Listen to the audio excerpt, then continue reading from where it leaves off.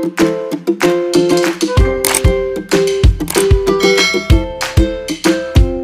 permisa, kembali lagi dengan saya Sila Karimaulia dan rekan saya Lia Widiani yang akan membawakan topik terkini. Diduga lalainya matikan lilin, sisi rumah hangus terbakar. Kemarin malam, tepatnya pada pukul 10 malam waktu Indonesia bagian Barat, telah terjadi sebuah peristiwa tak terduga di wilayah kompleks perumahan Gria Jaya, Bekasi. Peristiwa tak terduga tersebut menimpa keluarga Pak Andi, di mana rumah milik mereka hangus terbakar di lahap si jago merah. Penyebab jadinya kebakaran diduga karena sang pemilik rumah menaruh lilin di atas lemari kayu. Beruntung lagi pemilik rumah karena musibah tersebut tidak menimpa korban jiwa. Hal ini dikarenakan saat terjadinya kebakaran, Pak Andi sedang menghadiri tahlilan di rumah tetangganya. Sementara itu, Pak Andi juga tidak ada di rumah karena sedang pulang kampung. Meskipun tidak ada korban jiwa, peristiwa ini tetap saja mengakibatkan kerugian materi hingga 800 juta rupiah. Sekian dari kami, terima kasih, sampai jumpa. Selamat pagi, saya Malika Gansani dan rekan saya hari ini Cinta Tiara Riani akan menemani Anda pada hari ini, Kamis 3 Februari 2020 mengenai BMKG Nasional Sekalian Penduduk yang menyajikan informasi tentang aktual. Nanti seluruh wilayah Jawa Timur akan diguyur hujan dengan intensitas tinggi. Dalam seminggu mendatang, beberapa daerah akan mengalami cuaca ekstrim seperti Bondowoso, Jombang, Lumajang, Banyuwangi, Kabupaten Malang, Mojokerto, Sidoarjo, dan Surabaya. Ancaman cuaca ekstrim ini menyebabkan hidrometeorologi yang diakibatkan oleh hujan dengan intensitas tinggi seperti banjir dan tanah longsor yang hampir merata di seluruh Jawa Timur. Untuk mengantisipasi terjadinya hidrometeorologi, BPDB Kota Surabaya akan memaksimalkan rumah pompa. Sekian berita yang dapat kami sampaikan hari ini. Saya Cinta Tiara Riani dan rekan saya. Sampai jumpa pada waktu dan acara yang sama. Terima kasih. Sampai jumpa. Faisal dan rekan saya Muhammad Tauhar Rashid. Saya akan memberikan berita tentang Indonesia darurat bencana gempa kembali mengguncang Lombok. Bencana kembali melancang Lombok, suatu di antara wilayah di Indonesia. Baru-baru ini telah terjadi bencana besar berupa gempa bumi berkekuatan 7 skala Richter yang mengguncang Lombok. Kepanikan pun langsung melanda warga Lombok yang segera mengungsi ke dataran tinggi karena ada informasi peringatan potensi tsunami. Gempa bumi berkekuatan 7 skala Richter yang mengguncang Lombok Utara ini terjadi pada pukul 18.46 waktu Indonesia Tengah.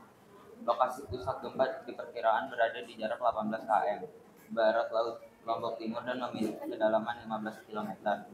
Besarnya skala gempa, kabar tentang terjadinya tsunami ditambah lagi listrik yang mati total sontak membuat warga panik dan memilih mengungsi. Akan tetapi guna meredakan kepanikan warga, pihak BMKG mencabut peringatan tsunami suatu jam kemudian. Gempa berskala tinggi ini juga mengakibatkan air laut naik di beberapa daerah. Di antaranya adalah di Pelabuhan Gan, Lombok Utara, Sumbawa, dan Lembar Lombok Barat. Sementara itu gempa susulan masih terus terjadi hingga berita ini disampaikan. Sekian Dari kami, wassalamualaikum warahmatullahi wabarakatuh. Selamat pagi, saya Julia dan rekan saya Salma ingin melaporkan kejadian pada tanggal 31 Januari 2023. Akibat lilin, sebuah rumah hangus terbakar si jago merah. Sebuah kejadian tak terduga terjadi di komplek perumahan Gria Jaya, Bekasi kemarin pada jam 22.14 WIB. Rumah keluarga milik Pak Adi terbakar dan hangus tersisa karena sang pemilik rumah menaruh lilin di atas lemari kayu miliknya. Untungnya saat kejadian sang pemilik rumah Pak Andi sedang pergi tahlilan di rumah tetangganya, sedangkan istrinya sedang pulang kampung. Dalam musibah itu, Pak Andi mengalami kerugian kurang lebih 800 juta rupiah. Sudah termasuk beberapa dokumen penting seperti akta kelahiran, ijazah, dan surat tanah miliknya. Demikian yang kami laporkan. Saya Salma Nadifa Alathir dan rekan saya Julia mengucapkan terima kasih dan sampai jumpa. Bersama saya Metia Legami dan rekan saya Muhammad Iksan Sukma yang akan memberikan berita-berita terbaru dan teraktual pada tanggal 2 Februari 2023. Permisal ledakan gudang kembang api yang terjadi tadi malam di Somarende, sebuah kecamatan di Banyuasin. Ledakan tersebut membuat warga setempat gempar. Menurut Badan Penanganan Keadaan Darurat Daerah atau BPKDD, ledakan yang terjadi tepat pukul 8 waktu setempat, bermula dari sebuah toko dan gudang kembang api di kawasan Platuk, Somarende.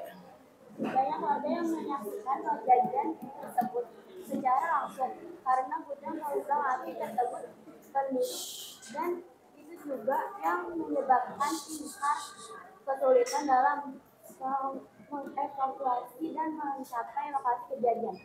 Karena ledakan cukup dahsyat, sehingga 4 mobil pemadam dikerahkan. Kebakaran pun kehabisan air saat beraksi. Kejadian ini juga mengakibatkan 2 orang tewas dan 19 lainnya terluka. Korban tersebut sedang ditangani oleh petugas Palang Merah. Diduga korban luka Palang Merah menderita luka sobek di bagian kaki karena melompat dari jendela rumahnya untuk menghindari kebakaran. Lalu ini senjatanya tambahan air untuk memadam kebakaran api sudah dapat dikendalikan. Demikian yang saya laporkan saat ini. Saya Emingsan Mulia Sukma dan rekan saya. Saya pamit undur diri. Wassalamualaikum warahmatullahi wabarakatuh. Selamat pagi, salam sejahtera. Saya Kinaya Wafa Syafitri. Kami akan menemani Anda pada tanggal 14 Februari 2023 selama 30 menit ke depan. Kecelakaan kereta api yang terburuk, kecelakaan kereta api di Pondok Betung, Bintaro, Jakarta, 19 Oktober 1987. Sejarah hari ini mencatat peristiwa kelam di dunia kereta api Indonesia pada 19 Oktober 1987. Peristiwa yang dikenal dengan nama tragedi Bintaro adalah tabrakan kereta api jurusan Rangka Belitung, Jakarta Kota di daerah Pondok Betung, Bintaro, Jakarta Selatan yang mempunyai ratusan orang. Strategi yang menewaskan 156 orang ini merupakan kecelakaan yang disebabkan oleh kelalaian petugas. Hal ini bermula dari kesalahpahaman kepala stasiun Serpong yang memberangkatkan K225 dengan tujuan Jakarta Kota. Kereta api itu langsung meluncur menuju stasiun Sudimara tanpa mengecek kondisi stasiun 19 Oktober 2022. Slamet Suradio adalah satu beberapa orang yang dianggap bertanggung jawab dalam insiden nahas tragedi Bintaro yang terjadi 19 Oktober 1987. Slamet merupakan bisnis K225 jurusan Rangsa Bitang Tanah Abang tersebut ditetapkan bersalah oleh pengadilan karena dianggap lalai hingga menyebabkan jatuhnya korban. Sekian, terima kasih telah mendengarkan berita terkini. Kami ucapkan selamat, salam sejahtera. Assalamualaikum, selamat pagi pemirsa. Perkenalkan, nama saya Muhammad Kadafi. Di sini saya bersama rekan saya Muhammad Rifki. Kembali terjadi di ruas tol Cipali tepatnya pada hari Rabu tanggal 4 bulan 3 2015.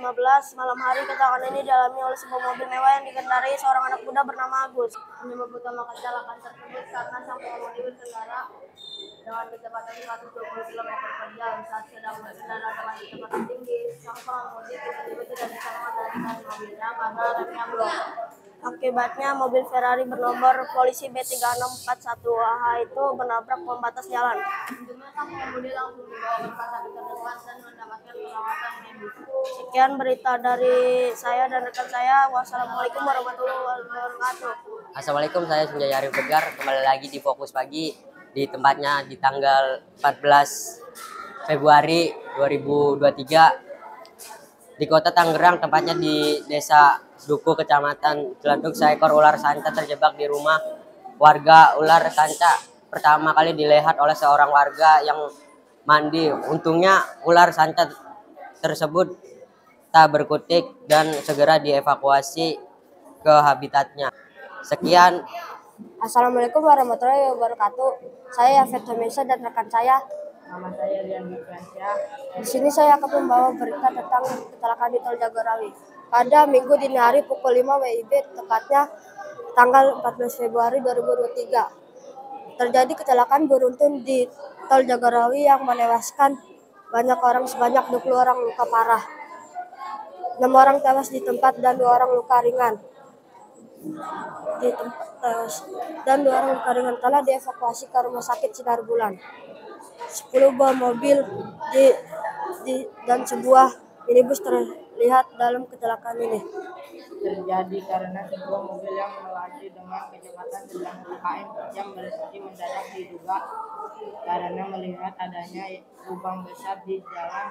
Kemudian karena mobil-mobil di belakang melaju dengan kecepatan tinggi sehingga tidak langsung menyadari yang kemudian menyebabkan kecelakaan beruntun.